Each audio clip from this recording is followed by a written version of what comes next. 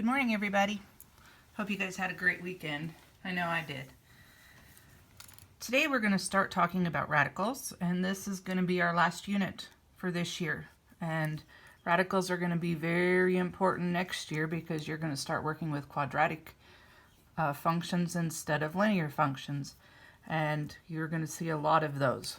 Okay, so radicals. What is a radical? Well, we just got done talking about exponents, and radicals are the opposite of exponents, just like multiplication and division are inverses, just like addition and subtraction are inverses.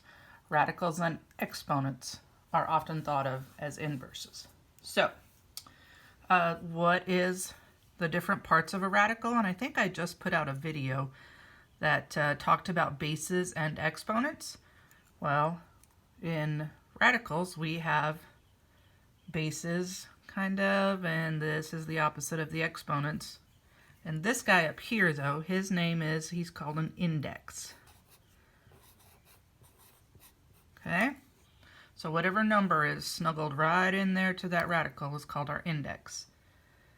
This is called, like I've been saying, that sign right there is called the radical. And we actually have a special name for the number or the expression that's under the radical, and that is called a radicand.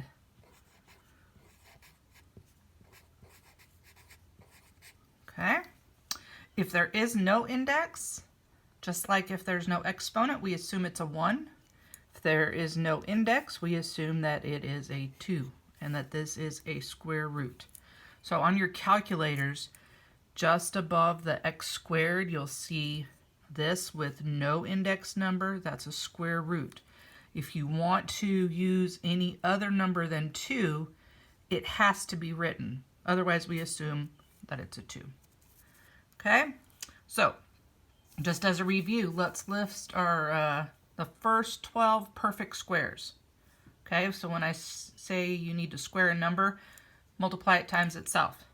So 1 times 1, 2 times 2, 3 times 3, 4 times 4, 5 times 5, and on and on. There's our 6s, our 7s, our 8, 9 times 9, 10 times 10, 11 times 11, and 12 times 12. You should be comfortable with those first 12 perfect squared numbers. And I say that because then you can look at these square roots and you will know just off the top of your head, what's the square root of 16? Well, if I look at my list up here, that's 1, 2, 3, 4. The reason that is because 16 is 4 times 4. Remember that index number I told you about? It's a 2. That means I have to have 2 of the exact same factors in order to bring one of them out. Okay? Now let's look at this example. This is saying 2 times the square root of 121. We can look at our list up here and we know that 121 is 11 times 11. So since I've got two perfect, since this is a perfect square, since I've got 2 of the exact same numbers underneath this radical sign, I've got 11 times 11. So I can bring one of them out. And 2 times 11 is 22. Okay? Now these numbers, we didn't go all the way up.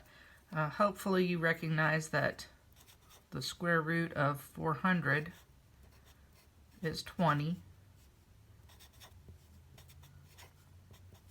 So that would be 60. Okay, so we would probably need a calculator to figure out what the square root of 289 is. And when we get that calculator out, we're going to find out that the square root of 289 is 17. Sometimes you can kind of play with that last number right there. I know that 7 times 7 ends in a 9. So since this number ends in a 9, it kind of gives me a place to start thinking about. But we can figure that one out on the calculator as well. And then 6 times 17 is 102. So this is what happens when we have perfect square roots. They break down into nice numbers, these numbers that we like to work with.